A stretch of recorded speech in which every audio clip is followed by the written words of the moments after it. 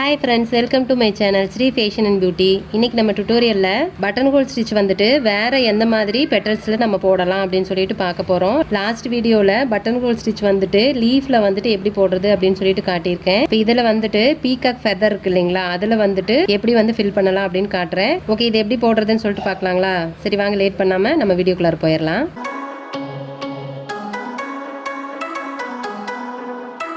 இப்போ பாருங்கள், ரெண்டு சைஸில் நான் வந்து ஃபெதர் வரைஞ்சிருக்கேன். ஆக்சுவலாக ஃபெதர் இப்படி தான் இருக்குமானான்னு எனக்கு தெரியல, ஏன்னா எனக்கு தெரிஞ்ச ஃபெதர் இப்படி தான் இருக்கும்னு நினைக்கிறேன்.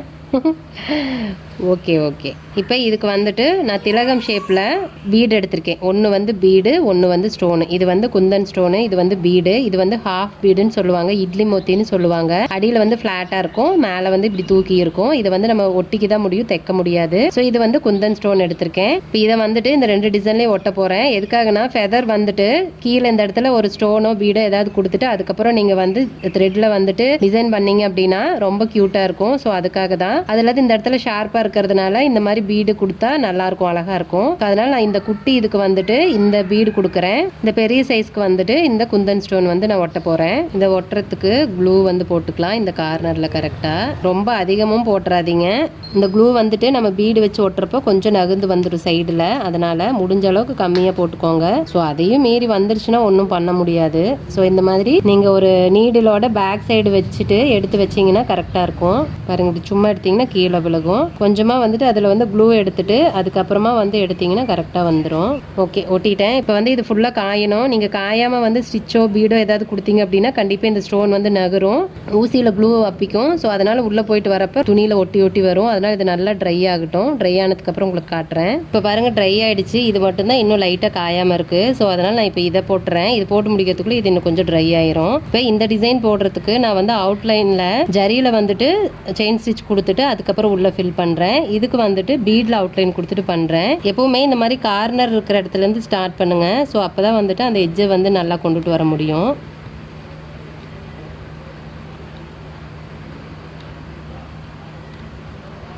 ரெண்டு லைன் கொடுக்குறேன் செயின் ஸ்டிச்சு.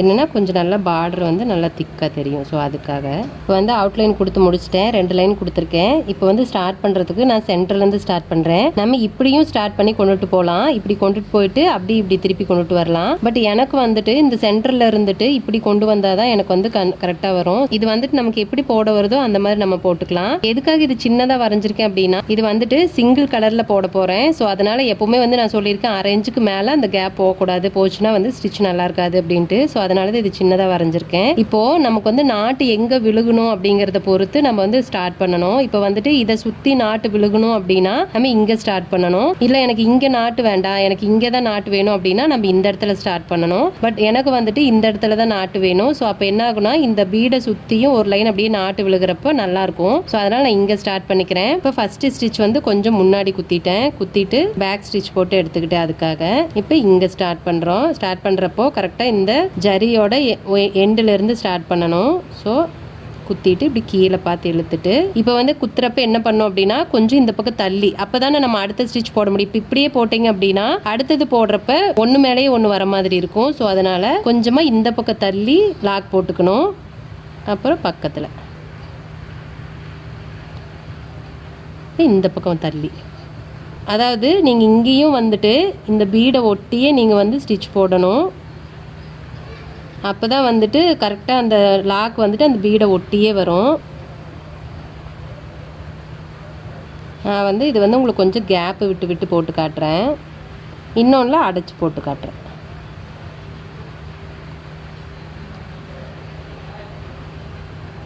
இது நீங்கள் கண்டிப்பாக ப்ராக்டிஸ் பண்ணிட்டீங்கன்னா ஈஸி தான். நீங்கள் இதுவே வந்து லீவ் ஸ்டிச்சையும் இதுக்கு போடலாம், போட முடியாதுங்கிறதுல எதுவுமே கிடையாது. இப்போ வந்துட்டு இங்கே குத்திட்டு இப்போ வந்து நான் இங்கே கொண்டு வந்துடுறேன். ஏன்னா அவ்வளோதான், இந்த இடத்துல கேப் குட்டியாக தான் இருக்கு இல்லைங்களா. ஸோ அதனால் இப்படியே நம்ம கொண்டு வந்துக்கலாம். இந்த இடத்துல லாக் போடுறதுனால லாக் போட்டுக்கலாம், இல்லை நீங்கள் இப்படியே கொண்டுட்டு போகிறதுனால போகலாம். ஆனால் எனக்கு வந்துட்டு சென்டர்லேருந்து வந்தால் தான் வசதியாக இருக்கும். ஸோ இங்கே வந்து நான் எண்டு நாட் போட்டுக்கிறேன். போட்டுட்டு திரும்ப இந்த இடத்துலையே நான் வந்து ஸ்டார்ட் பண்ணுறேன். ஸ்டார்ட் பண்ணிவிட்டு திரும்ப இங்கேருந்து. ஸோ நம்மளுக்கு வந்துட்டு எங்கேருந்து போட கைவசமோ அந்த இடத்துல வந்து நம்ம போட்டுக்கலாம். இங்கேருந்து தான் போடணும் அப்படிங்கிறதெல்லாம் எந்த ஒரு ரூல்ஸும் கிடையாது.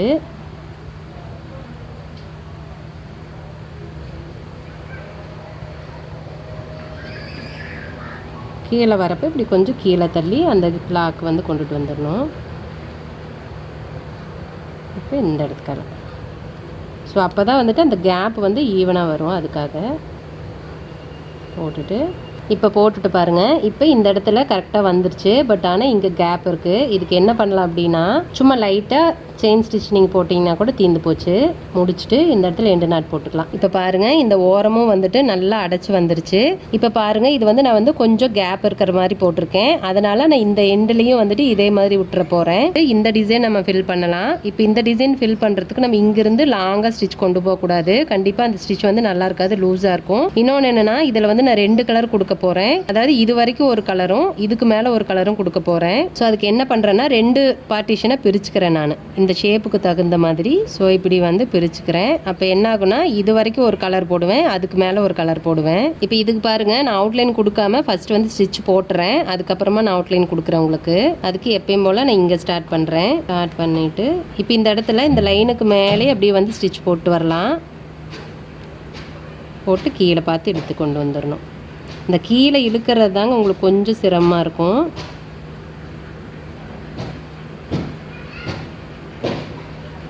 இதே மாதிரி நல்லா அடைச்சி போட்டுக்கலாம். நான் அந்த டிசைனில் வந்துட்டு உங்களுக்கு கேப் விட்டு போட்டிருப்பேன். ஸோ அதனால் இதில் வந்து அப்படியே அடைச்சி போடுறேன்.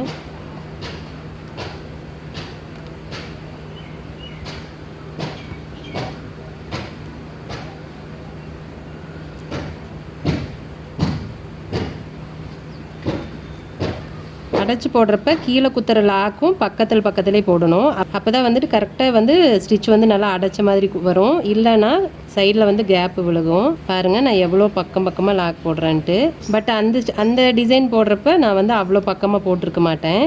ஸோ அதனால தான் அதுக்கு வந்து அந்த கேப் கிடச்சிது. ஓகே நான் வந்து இதோட முடிச்சுக்கிறேன். முடிச்சுட்டு இந்த இடத்துலயே நான் எண்ட் நாட் போட்டுக்கிறேன். ஏன்னா இங்கே எனக்கு கொண்டுட்டு வர தேவையில்லை. அவுட்லைன் வந்து நான் பீட் லைன் கொடுக்குறப்ப எனக்கு இது கவர் ஆகிக்கும். ஸோ அதனால் நான் இங்கேயே எண்ட் நாட் போட்டுக்கிறேன். இப்போ வந்து திரும்ப இங்கேருந்து ஸ்டார்ட் பண்ணுறேன். சேம் இதே மாதிரி தான் இங்கே எப்படி போட்டோமோ அதே மாதிரி தான் போடணும்.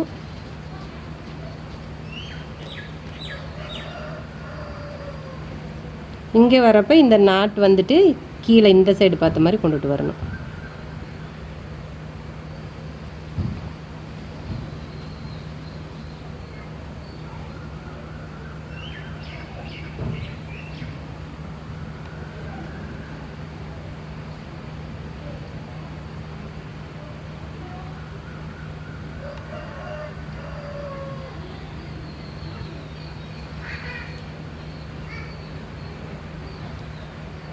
இப்போ பாருங்கள் இது நம்ம வந்து எவ்வளோ அடைச்சி நெருக்கமாக போட்டிருக்கோம் அப்படின்ட்டு. இப்போ அடுத்த கலர் வந்துட்டு இப்போ நம்ம இங்கேருந்து ஸ்டார்ட் பண்ணோம் அப்படின்னா இந்த லாக் வந்துட்டு இந்த இடத்துல விழுகும் இல்லைங்களா. ஸோ அது வந்து சென்டரில் ஒரு லாக் விழுகிறப்போ அந்த லைன் ஒரு மாதிரி தூக்கி தெரியும், நல்லா இருக்காது.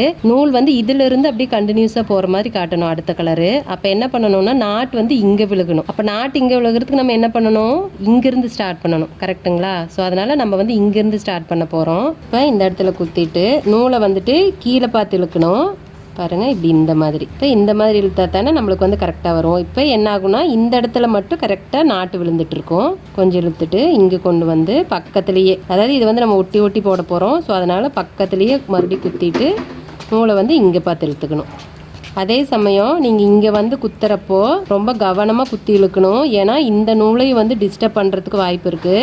ஃப்ரெண்ட்ஸ் எல்லாரும் என்னை மன்னிச்சிருங்க. ஏன்னா என்னுடைய ஃபோன் வந்து திடீர்னு ஆஃப் ஆகிடுச்சு. சார்ஜ் இல்லைங்கிறத நான் கவனிக்காமையே விட்டுட்டேன். ஸோ ஃபுல்லாக ஆஃப் ஆகிடுச்சு. அது இல்லாமல் ஈவினிங் வந்து ரொம்ப லேட் ஆகிடுச்சுங்களா, திரும்ப வந்து எனக்கு எடுக்கிறதுக்கு முடியாது. அதனால தான் நான் வந்துட்டு ஃபினிஷ் பண்ணி முடிச்சதை ஜஸ்ட் அப்படியே சும்மா ஒரு வீடியோ மட்டும் எடுத்தேன். ஆக்சுவலாக இதில் என்ன ப்ராப்ளம் ஆகிடுச்சுன்னா, நான் ஃபஸ்ட்டே வந்துட்டு ஒரு தடவை வந்து வீடியோ ஷூட் பண்ணிட்டேன். ஆனால் என்னாச்சு, நான் எடுத்த அந்த பொசிஷன் வந்து கரெக்டாக இல்லை. அதாவது போர்ட்ரேட்டில் வந்துருச்சு. நம்மளுக்கு வந்து லேண்ட்ஸ்கேப்பில் வேணும் இல்லைங்களா. ஸோ அதனால் வீடியோ அப்படி மாற்றி வந்ததுனால எடிட்டிங்க்கு வந்து கரெக்டாக இல்லை. அதனால திரும்ப நான் வந்து இன்னொருக்கா வந்து வீடியோ எடுத்தேன். அதனால வந்துட்டு சார்ஜ் இல்லாமல் போயிருந்திருக்கு போல இருக்கு. நான் அதை கவனிக்கவே இல்லை. அந்த டென்ஷன், ஃபர்ஸ்ட் வீடியோ கரெக்டாக வரல அப்படிங்கிற ஒரு டென்ஷன்லேயே திரும்ப 2வது வீடியோ எடுக்கிறப்ப நான் அதை கவனிக்காம விட்டுட்டேன். ஸோ அதனால தான் வந்து ஃபோன் ஆஃப் ஆயிடுச்சு. இப்போ கூட பார்த்தீங்கன்னா இந்த குவாலிட்டி ரொம்ப கேவலமாக தான் இருக்குது. ஏன்னா இது வேற ஒரு ஃபோன்லேருந்து எடுத்துட்டு இருக்கேன். இந்த ஃபோனில் ஆல்ரெடி குவாலிட்டி நல்லா இல்லைன்னு சொல்லி தான் நான் வேற ஒரு ஃபோனில் எடுத்துகிட்டு இருந்தேன். ஸோ அது ஆஃப் ஆனதுனால தான் இப்போ இந்த பிரச்சனை. ஓகே, கொஞ்சம் அட்ஜஸ்ட் பண்ணிக்கோங்க. ஸ்டிச்சஸ் வந்து இதே தான், வேற இன்னுமே கிடையாது. நான் உங்களுக்கு பட்டன் ஹோல் ஸ்டிச் சொன்னேன் இல்லைங்களா, சேம் அதுவே தான் மேல போட்டிருக்கேன். என்னன்னா மேல இருந்து ஸ்டார்ட் பண்ணி கீழே கொண்டு வந்து ஜாயின் பண்ணிருக்கேன். அப்ப என்ன ஆகுதுன்னா அந்த ப்ளூ கலர்ல வந்துட்டு அந்த கிரீன் வந்து அப்படியே கண்டினியூஸா இருக்கிற மாதிரி தெரியும். ஸோ நீங்களும் இதே மாதிரி கண்டிப்பா ட்ரை பண்ணி பாருங்க. நான் வந்துட்டு ஒரு லைன் வந்துட்டு பீட்ல அவுட்லைன் கொடுத்துருக்கேன். இப்ப பாருங்க, இந்த டிசைன் தான் வந்துட்டு நான் முன்னாடி வந்து போட்ட டிசைனு. இதுவும் அதே மாதிரி தான் நான் போட்டிருக்கேன். போட்டுட்டு ஒரு லைன் பீட்ல அவுட்லைன் கொடுத்துட்டு சுத்தியும் அதை சுத்தியும் வந்துட்டு உள்ள என்ன கலர்ல ஃபில் பண்ணிருக்குமோ அதே த்ரெட்ல 2 லைன் வந்து அவுட்லைன் கொடுத்துருக்கேன். இது வந்து உண்மையில ரொம்ப சூப்பரா இருந்துச்சு. இந்த ஒர்க் எனக்கு ரொம்ப பிடிச்சிருந்துச்சு. பட் என்னன்னா வீடியோ வந்து சரியா வராததுனால தான் நான் வந்துட்டு அதை வந்து எடிட் பண்ண முடியல.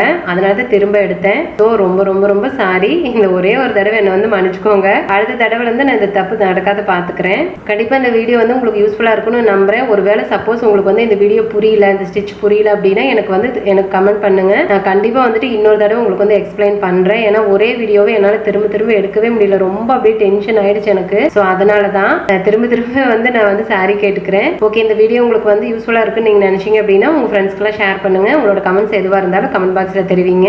என்னோட வீடியோஸ் எல்லாம் பார்த்து நீங்க ஆரி எம்ப்ராய்டரி கத்துக்கணும் அப்படின்னு ஆசைப்பட்டீங்கன்னா ஃபர்ஸ்ட் வந்துட்டு சேனலை சப்ஸ்கிரைப் பண்ணிக்கோங்க. பக்கத்துல இருக்கிற பெல் ஐக்கனை கிளிக் பண்ணிக்கோங்க. ஓகே ஃப்ரெண்ட்ஸ், இந்த வீடியோ இதோட முடியுது. நான் இன்னொரு வீடியோல உங்களை மீட் பண்றேன். பாய், தேங்க்யூ.